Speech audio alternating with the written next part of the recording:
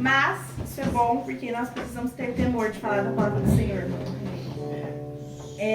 Eu vou dar a introdução falando de Oséias 2. E aí, se vocês quiserem abrir, tem muitos versículos nessa palavra, mas a gente vai ler só essa palavra inteira. O título é Castigo e Restauração de Israel. Repreendam sua mãe, repreendam-na, pois ela não é minha mulher e eu não sou seu marido. Que ela retire do rosto o sinal de adúltera e do meio dos seios a infidelidade. Do contrário, eu a deixarei nua como no dia em que nasceu, farei dela um deserto, uma terra ressequida e a matarei de sede. Não tratarei com amor os seus filhos, porque são filhos de adultério.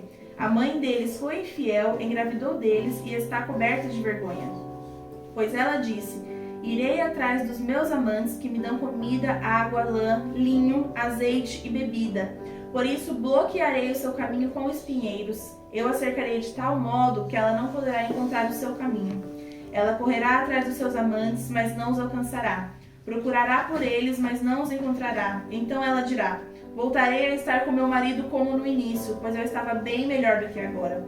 Ela não reconheceu que fui eu quem lhe deu o trigo, o vinho e o azeite, quem a cobriu de ouro e de prata que depois usaram para Baal. Por isso, eu levarei o meu trigo quando ele amadurecer, e o meu vinho quando ficar pronto. Arrancarei dela minha lã e meu linho que serviam para cobrir a sua nudez. Pois agora vou expor a sua lascívia diante dos olhos dos seus amantes. Ninguém a livrará das minhas mãos. Acabarei com a sua alegria, suas festas anuais, suas luas novas, seus dias de sábado e todas as suas festas. Arruinarei suas videiras e suas figueiras, que, segundo ela, foram pagamento recebido de seus amantes. Farei delas um matagal e os animais selvagens as devorarão. Eu a castigarei pelos dias em que queimou incenso aos balins. Ela se enfeitou com anéis e joias e foi atrás dos seus amantes, mas de mim ela se esqueceu, declara o Senhor. Portanto, agora eu vou atraí-la, vou levá-la para o deserto e falar-lhe com carinho. Ali eu devolverei a ela suas vinhas e farei do vale de Acor uma porta de esperança. Ali ela me responderá como nos dias de sua infância, como no dia em que saiu do Egito. Naquele dia, declara o Senhor, você me chamará meu marido, não me chamará mais meu Senhor. Tirarei de seus lábios os nomes dos balins, seus nomes não serão mais invocados. Naquele dia, em favor deles, eu farei um acordo, como os dias no campo, como os animais no campo, com as aves do céu e com os animais que rastejam pelo chão. Eu me casarei com você para sempre. Eu me casarei com você com justiça e retidão, com amor e compaixão. Eu me casarei com você com fidelidade e você reconhecerá o Senhor. Naquele dia eu responderei. Responderei aos céus e eles responderão à terra, e a terra responderá ao cereal, ao vinho e ao azeite, e eles responderão a Jezreel. Eu a plantarei para mim mesmo na terra. Tratarei com amor aquela que chamei não amada. Direi àquele chamado não meu povo, você é meu povo. E ele dirá, tu és meu Deus. Aleluia. Aleluia. Eu vou focar no versículo 2, só pra gente começar, que é: repreendam sua mãe, repreendam-na, pois ela não é minha mulher e eu não sou seu marido. Essa palavra aqui o Senhor está falando sobre Israel, que estava num pecado absurdo, tinha se esquecido do Senhor. E o tema da palavra hoje é sobre a fidelidade do Senhor. Mas para a gente entender sobre a fidelidade do Senhor, a gente precisa conhecer quem é o Senhor. Não adianta você falar de alguém que você não conhece ou sobre os princípios de alguém que você não sabe como são. Então o Senhor fala assim: repreenda a sua mãe, repreenda ela. Então, o que eu queria trazer para a palavra de hoje? Nós, às vezes, queremos tantas coisas do mundo e a gente pensa, se eu não for lá e fizer do jeito que o mundo está falando que tem que ser feito, eu não vou alcançar. Ou a gente tem aquele amigo, aquele parente que fala, não, mas é realmente muito difícil. Se você não fizer dessa maneira, não tem como você chegar lá. Não, se você não pagar o quebra, você não vai conseguir tirar sua carta. Porque é impossível sem o quebra. Então, a gente se adequa aos padrões do mundo e esquece que se você se adequando aos padrões do mundo, você não tem como se adequar aos padrões de Deus. Porque o Senhor fala exatamente isso na palavra dele. Não se adequem aos padrões desse mundo. Então o Senhor fala no versículo 2, repreenda a sua mãe, justamente por isso. Você precisa repreender os princípios que se detêm como certos. Porque a mãe, ela devia ser na nossa vida um padrão do que é correto, de uma mulher virtuosa, a mulher de provérbios. Ela é aquela mulher correta, ela é aquela referência, ela é a pessoa que te educa, que te traz aquela formação desde o início. Ela te coloca no mundo e ela constrói em você, através de detalhes, uma formação de caráter. Então, é verdade, quando a gente amadurece, a gente toma decisões e isso molda o nosso caráter. Mas isso molda o nosso caráter. O caráter ele é inserido em nós através de Deus e da nossa mãe, do nosso pai, da pessoa que nos criou no início da vida. Isso, inclusive, é didático, é pedagógico. A criação em casa gera um caráter na criança. Então, o Senhor fala exatamente isso. Repreenda aquilo que aqui na terra se detém como certo. Tome um posicionamento. Então, quando o Senhor fala isso, Ele fala assim, você tá comigo? Não, você tem que repreender aquilo ali. Você não pode ser metade, você tem que repreender aquilo ali. Então, o que eu queria trazer sobre a fidelidade no dia a dia e a necessidade de se adaptar aos padrões.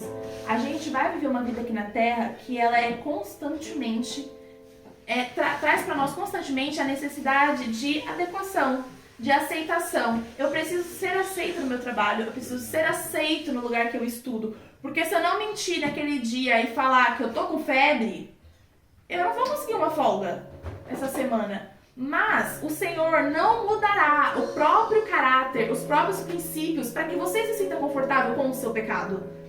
Então, nós precisamos ser irrepreensíveis e precisamos ser pessoas que repreendem. Então, o Senhor não vai falar, fica em casa, fala lá pra tua chefe que você tá ruim hoje, fala que você tá vomitando, você tá com uma virose. Isso não vai deixar de ser pecado só porque aos nossos olhos é uma coisa simples de ser feita. Porque o pecado não é difícil de ser cometido. O pecado é fácil. Na verdade, aqui em Oséias 2, o Senhor está falando justamente isso. Eu dei tudo para ela. Eu dei a lã, eu dei o linho, eu dei o trigo, eu dei o azeite, eu dei o vinho. Mas ela fala por aí que foi os amantes. Para ela, tudo que os amantes deram é bom, mas o que o Senhor deu, ela faz questão de deixar para lá. Então eu faço questão de deixar o que o Senhor insere como certo e o que o Senhor colocou na minha vida como princípios básicos da palavra dele para me adequar a que o mundo oferece. Então, como é que você conseguiu entrar nessa faculdade? Nossa, eu estudei demais. Mas a gente esquece que lá atrás a gente orou muito. Senhor, me ajuda a entrar naquela faculdade. Pai, eu não tenho dinheiro nem para pagar a matrícula. Senhor, eu não tenho dinheiro para pagar uma mensalidade. E aí o Senhor vai e faz um milagre e cede pra gente um ProUni. Senhor, eu não tenho dinheiro para pagar um ano todo. A gente vai lá e consegue uma bolsa de um ano. Mas no meio do processo, a gente acha legal aquele rolê de fraternidade. A gente acha legal aquele welcome das faculdades, aquele happy hour, e vai numa sexta-feira à noite beber com o pessoal, porque é legal. Então a gente esquece que o Senhor deu todos os princípios e valores necessários para viver uma vida como um cristão irrepreensível na terra, para viver os padrões irrepreensíveis do mundo. E não tem como ser de um e de outro, porque o Senhor vomita o morno. Não tem como ser um cristão mais ou menos, né? E aí, é o que eu falei, pra gente conseguir conhecer o que a gente tá falando, a gente tem que conhecer a pessoa de Cristo Jesus. Então, como que a gente pode definir o caráter de Deus? Primeiro, ele é incorruptível. Ele não se adequa ao que as pessoas querem. Ele não se adequa ao que a gente acha bacana e legal. Ele é incorruptível. Então, se a gente tiver, como existem muitos cristãos que morrem pra dizer, não, eu não sigo Jesus, eles falam eu sigo e morrem em outros países aí por fora, o Senhor é incorruptível. Ele não vai falar que ele serve a Baal, porque ele é o Senhor. Ele não vai se transformar. Da mesma forma que quando Jesus veio aqui na terra, Satanás foi tentar ele no Egito e falou, você não é o filho de Deus? Se lança daqui. Mas ele era incorruptível. Ele sabia que o pai dele não pode ser tentado. Que isso é uma afronta ao pai dele. Ele tinha valores. Ele jamais quebraria os valores dele para falar, não, eu sou filho de Deus. Eu vou me jogar aqui porque é Satanás. Quem é Satanás? Não, ele não é assim. Ele tem valores. Ele não tem a necessidade de se provar a ninguém. Então, eu vou colocar aqui em João 8,49, tá assim. E Jesus respondeu, eu não estou dominado por nenhum demônio. Respeito o meu Pai, mas vocês me desrespeitam. Então, ele foi afrontado por pessoas que falaram, como é que você pode falar que você... Esqueci o nome, que você não é um samaritano que está contando mentiras. E ele fala, eu respeito meu pai. Porque ele conhece o pai dele. Por mais que a gente fale assim, mas o pai estava nele, ele veio na terra, ele foi homem. Não tem como a gente usar como argumento de que Jesus era o Cristo. Ele veio, ele provou da terra como homem. E ele foi irrepreensível em todos os passos dele. Então ele fala, eu respeito meu pai.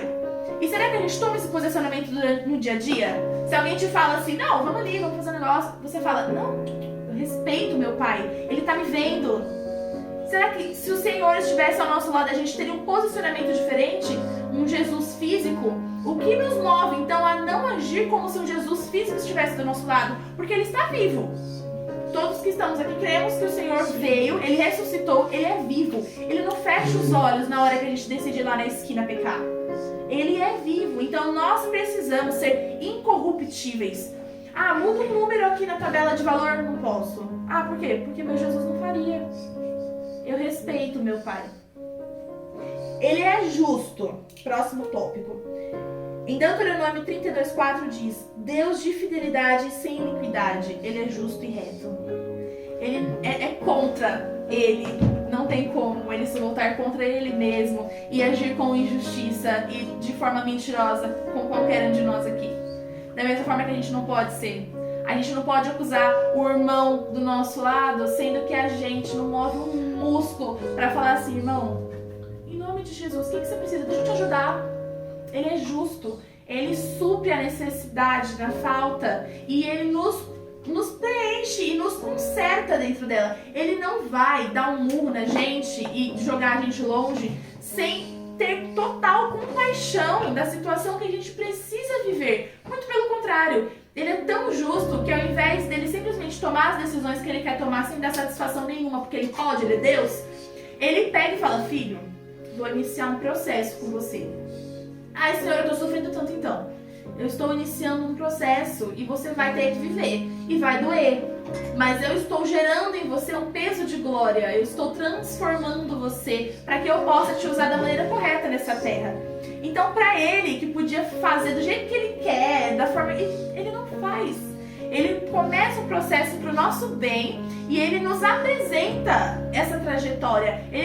Ele pode até trabalhar em silêncio, irmãos. Não vou mentir para vocês que existe ali a possibilidade da gente ter que viver um processo em silêncio. Mas ele nos ensina na palavra que ele precisa agir no silêncio às vezes. Jó foi o caso. O Senhor tomou tudo de Jó. E no primeiro momento, Jó não encontrou o Senhor. O Senhor ficou em silêncio.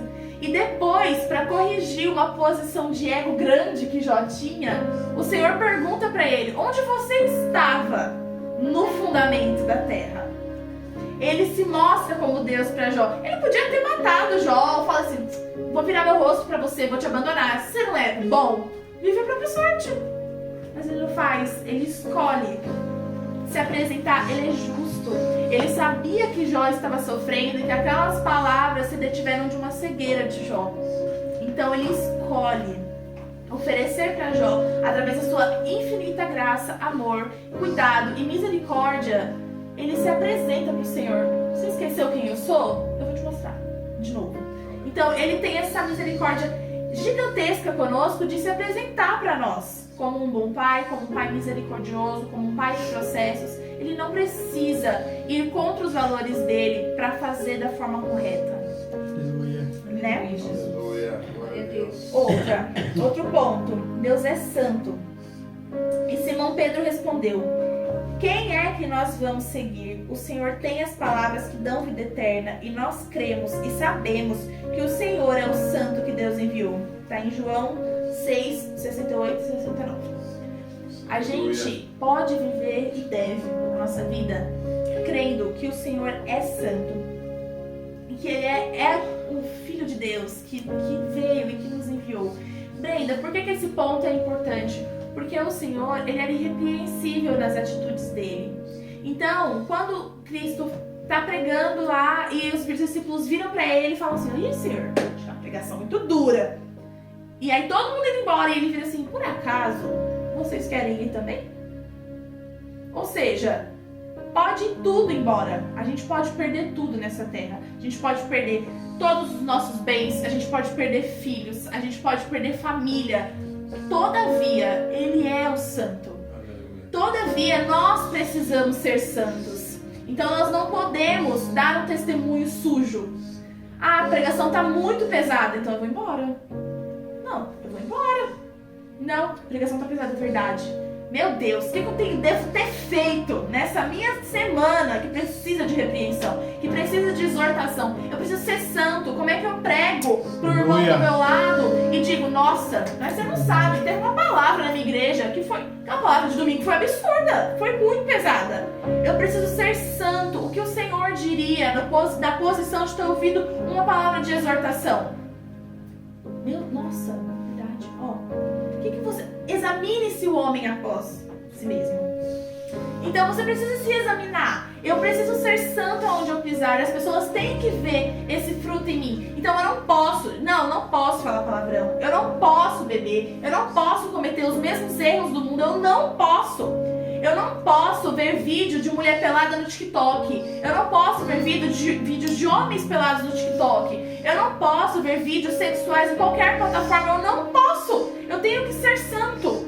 Eu não posso descer até o chão numa festa da empresa. Eu não posso colocar funk pesadão no meu chá de cozinha, no meu casamento. Eu não posso. Eu tava até falando com o Jonas ontem. Eu não posso tocar no meu chá de cozinha música de sofrência que diz o quanto é legal ser traído, ter feito um adultério. Eu não posso. Eu preciso ser santo. As minhas atitudes, os meus gostos precisam evidenciar isso.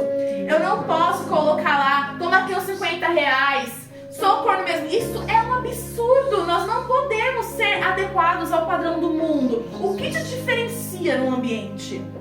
O que te diferencia? Será que num ambiente você gosta de se gabar? Nossa, eu adorava beber na minha época da escola. Gin, nossa, era o que eu mais bebia. Mas o Senhor me libertou. O Senhor refez todas as coisas da nossa vida. A palavra diz: "Deixando para trás todas as coisas, eis que faço uma nova obra." O Senhor fez novas as coisas. Sobre o que você se vangloria? Então você precisa ser santo nos ambientes. Você não pode transformar o seu pecado em uma sombra. Como assim, Brenda, transformar o pecado em uma sombra? Fui liberta, mas eu adoro falar do meu tempo de quando eu bebia. Eu fui liberta, mas eu adoro falar do quanto eu malho na academia e eu sou gatona lá dentro da academia, gente. Não, porque os caras... Isso é pecado. Você trata o seu pecado como algo simples. Só que o Senhor não vai mudar os valores que Ele tem sobre essas questões, porque Ele é santo. E na verdade, quando a gente mente sobre esse pecadinho que a gente acha que não é nada, naquele grande dia o Senhor vai falar: "Apartai-vos de mim, porque eu não te conheço." Como o Senhor conhece alguém que se sente orgulhoso de estar numa vida de pecado? Sendo que na palavra o Senhor diz que abomina a sensualidade.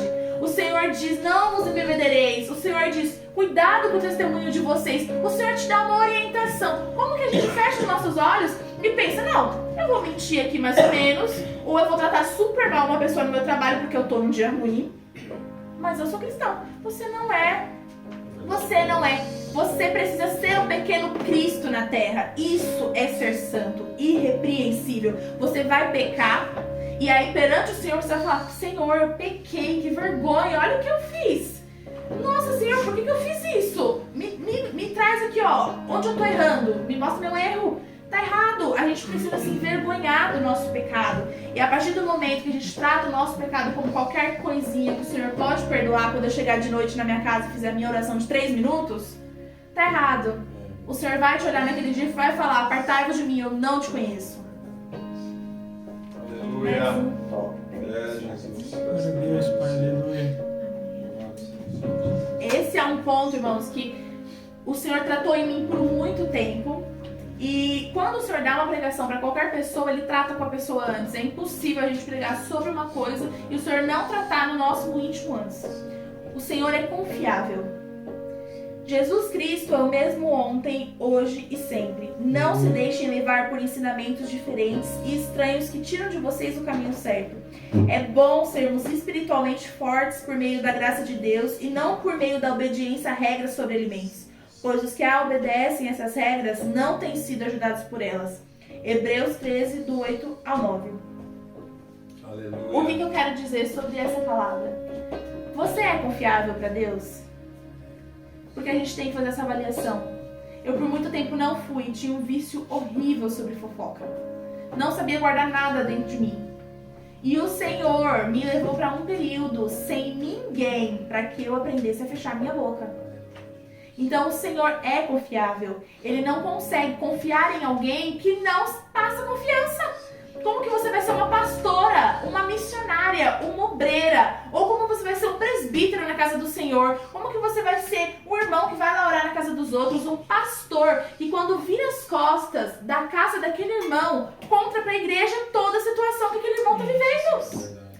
Você precisa ser uma pessoa confiável, porque o Senhor é confiável. Então não tem como a gente sentar numa roda e falar mal daquela situação que a irmã está vivendo, porque nós precisamos ser confiáveis. E o confiável... mas não sou eu que estou contando, eu estou só comentando. De novo, irmãos, naquele grande dia o Senhor vai falar: apartai-vos de mim que eu não te conheço. Porque o Senhor não sentaria numa roda para falar mal de ninguém. Ele diria, incrivelmente, se você conhece o Senhor, você sabe disso. Ele diria: o que você tem feito para ajudar ele? Onde você tem tirado do seu para ajudar ele? Então nós precisamos ser pessoas que sabem ficar de boca fechada, porque vai ter um dia que o Senhor vai falar assim: eu vou te levar lá naquele lugar. E você não pode falar para ninguém, porque não pode, eu tenho um processo lá que precisa ser surpresa. O Senhor pode fazer isso com você? O Senhor pode confiar em você para guardar os segredos dele? Ou o Senhor vai te dar uma revelação e vai falar assim: olha, vou destruir aquela terra, mas ninguém pode saber. Eu vou fazer aquilo. O Senhor pode te contar isso? Porque nós precisamos ser confiáveis para o Senhor. E se nós somos confiáveis para o Senhor, temos que ser confiáveis no nosso meio. Temos que ser pessoas que não sentam ali e falam: nossa, você viu que a fulana fez aquilo com a outra fulana? Aí fez aquilo com a outra fulana. E aí, isso gera uma catástrofe. Como assim uma catástrofe? Irmãos, o Senhor não vai te liberar de uma situação que você se envolveu estando fora dos princípios dele. Ai, Senhor, me liberta, estou sendo acusada. Você fez fofoca? Você quer que o Senhor faça o quê? Ai, Senhor, eu estou sendo excluída. Você fez fofoca? O que você quer que o Senhor faça? Seja irrepreensível no meio das pessoas. Assim, se vocês não forem dignos de confiança em lidar com as riquezas deste mundo ímpio, quem confiará a verdadeira riqueza a vocês? E foi aqui que eu até coloquei uma anotação. O Senhor não vai mudar a fala dele para façam. Cadê? Para que façam, eu vou mudar a cabeça das pessoas para que elas confiem em vocês. Ele diz: se vocês não forem dignos de confiança, quem vai confiar em vocês? Isso está em Lucas 16, do 10 ao 11. Se vocês não forem dignos de confiança, quem vai confiar em vocês? O Senhor não fala assim: não, vai lá, eu vou fazer eles confiar em vocês. Qual que é o seu testemunho aqui na terra? Ele não vai transformar a mente das pessoas só porque nós não somos capazes de dar um bom testemunho. Isso vai contra os princípios do Senhor. O Senhor não vai nos livrar de situações só para que nós estejamos mais confortáveis. Isso é contra os princípios de Deus. Isso não vai acontecer. Aleluia. E aí, o que eu quero trazer sobre tudo isso no caráter do Senhor? Ele nos dá as orientações e é de nossa livre e espontânea escolha segui-las ou não. Brenda, se eu não seguir, você está seguindo outra coisa. Você está seguindo outra coisa. A Bíblia fala que realmente nós temos livre-arbítrio, mas quando a gente escolhe não servir ao Senhor, nós só podemos servir ao outro lado. Isso é uma realidade. imoralidade. Quando você escolhe não seguir o caminho da honestidade, você está escolhendo seguir o caminho da mentira. O caminho da mentira está devido a Satanás. Então você está escolhendo o mago. Quando você escolhe se abster de vícios, você está escolhendo o Senhor. Mas quando você escolhe continuar aquele vício de pornografia, continuar aquele vício de bebida, continuar em qualquer vício, você está escolhendo o pai do vício. Isso é um fato. Brenda, nossa, mas como Deus é duro, Ele não sabe que é difícil aqui na Terra a gente se livrar dessas paixões? Ele sabe tanto que Ele veio, viveu, foi irrepreensível sobre todas elas, morreu, ressuscitou e nos deu vida eterna. Ele nos deu uma chance. E eu vou além. Ele é um bom pai. Eu amo trazer sempre a humanidade de Cristo para a conversa. O que Ele foi de bom pai aqui. Porque a gente tem aquela visão, às vezes, de um Deus que está lá, longe. Ele está lá. Ele é santo. Ele não me entende tanto assim, né? Ou eu sou muito sujo. Como é que eu vou falar com Deus? Isso é uma mentira, irmãos. E eu vou mostrar para vocês a humanidade de Jesus agora. Aleluia. Sim, meu Senhor.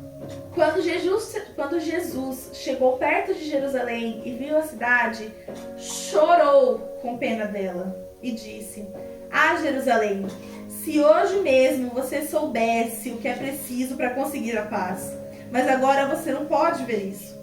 Pois chegando os dias em que os inimigos vão cercá-lo com rampas de ataque e vão rodeá-lo e apertá-lo de todos os lados. Eles destruirão completamente você e todos os seus moradores. Não ficará uma pedra em cima da outra, porque você não reconheceu o tempo em que Deus veio para salvá-lo. Irmãos, para mim isso é muito forte. Porque ele chorou. Ele olhou para aquela cidade e chorou. E a gente pode pensar assim, o Senhor deixa a gente pro próprio pecado, da própria sorte ali no canto. A gente peca e o Senhor, tô nem aí. Isso é tão mentira, que Ele olha para uma cidade, passando, tendo vindo, para trazer a salvação para nós, e Ele chora. Porque Ele sabe que aquelas pessoas vão morrer sem salvação. Que aquela cidade inteira morreria sem salvação. E Ele chora e fala: Ah, Jerusalém, se hoje mesmo você soubesse o que precisa para conseguir a paz. Então Ele ainda nem tinha morrido. Ele estava chorando por aquelas pessoas. O Senhor sofre com o nosso sofrimento. Ele chora sim conosco. Ele deixa uma palavra de compaixão para nós, que é chorar com os que choram. Então Ele é um Deus que tem compaixão de nós. Ele chora com a nossa dor. Ele não é um Deus que vê o quanto é difícil lutar contra tal coisa e fala: não, você que lute. Isso não existe para Deus. Ele chorou por perder aquelas vidas.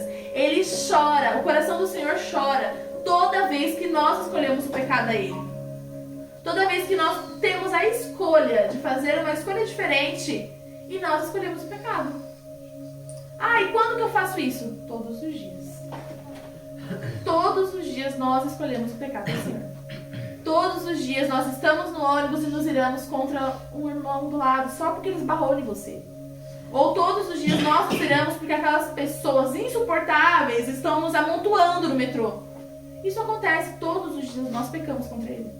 E todos os dias o Senhor sofre e nos perdoa. Porque quando o Senhor olha para nós de lá de cima, Ele vê o sangue do Cordeiro. Ele não vê mais os nossos pecados. Então nós temos hoje uma salvação viva, nós temos solução, nós não temos desculpas para nos prendermos naquela cadeia de pecado, quando Ele está disposto a nos mostrar o processo, a chorar conosco, a nos livrar de situações, a nos salvar. Porque, irmãos, eu até comentei com o Jonas há um tempo atrás, temos a oportunidade de ainda jovens, porque todos aqui são jovens, ainda jovens, servirmos a Ele. Nós não estamos em um leito de cama, nós não estamos andando de cadeira de rodas que nos impossibilita de ir para qualquer lugar. Nós não estamos travando guerras que nos impedem de pregar. Nós não estamos em um país que precisamos ficar escondidos em casas. Nós temos livre acesso à palavra. Nós temos livre acesso a pregar, a escutar um louvor. Todos os dias nós colocamos louvor nesse quintal para ouvir ouvir enquanto em alguns países obras missionárias passam de avião e jogam páginas de Bíblia. Páginas, porque a palavra não pode ser pregada. Então eles jogam páginas que não tem como ser recolhidas, as pessoas conseguem pegar uma página do chão e ler. Nós somos alcançados por essa graça, por essa misericórdia, enquanto aquelas pessoas estão sofrendo em favor do nome do Senhor. Em todos os dias nós escolhemos o contrário. Então hoje eu quero pregar, falar sobre pararmos de nos moldarmos de acordo com o mundo. Porque isso precisa acabar. Eu preciso ser irrepreensível nas minhas ações. Ah, fralda aqui a receita, deixa aqui a folha em branco. Não! Eu não vou fazer isso, porque o meu Deus abomina. E o Senhor nos recompensará. Porque Ele é assim. Ele é um Deus que não é Deus de barganha, mas Ele sabe os sacrifícios que nós fazemos. E por graça e misericórdia, Ele nos ajuda. Então, é assim. Eu vou ler aqui em Romanos 12:2 para confirmar toda essa palavra. E não vos amoldeis ao esquema deste mundo, mas sede transformados pela renovação da vossa mente, para que experimenteis qual seja a boa, agradável e perfeita vontade de Deus. Então, o que ele fala para nós? Ó, que legal, que lindo, que amor. Se vocês forem irrepreensíveis, se vocês estiverem dispostos a fazerem o que o Senhor faz, ao que Ele é, ao que Ele precisa de vocês vão experimentar coisas novas. Glória a Deus. Porque Ele vai ter espaço de habitar. E Ele é um Deus que se importa. Ele gosta de ser convidado. Ele gosta de ser participativo. Ele é esse Deus. Ele é um Deus vivo, está sempre presente. Então Ele pede assim, ó, eu não consigo. Se você estiver moldado no padrão do mundo, eu não consigo agir na sua vida. Então, eu até tinha anotado aqui, mas eu perdi, mas eu lembro. Se nós formos irrepreensíveis perante o mundo, nós não seremos irrepreensíveis perante Deus. Aleluia. Não tem como nós estarmos de acordo com tudo que o mundo é, irrepreensível, está ok, você se veste de acordo, você fala de acordo, você aproveita de acordo, e você ser de acordo com a obra do Senhor. É impossível. Você vai entrar em ambientes que você não vai ser bem-vindo. Você vai entrar em ambientes que você não vai ser bem visto. Isso é normal. Mas você não pode ser repreensível perante Deus. Porque aí sim, naquele dia ele vai falar, apartai-vos de mim que eu não te conheço. Aleluia. Mas contudo, sendo irrepreensíveis perante a face do Senhor, naquele dia ele vai olhar pra gente, quase que o Rodrigo prega a minha pregação, e vai falar, servo bom e fiel. Amém? Amém. Essa é a minha Glória a palavra. Deus. Glória a Deus. Aleluia!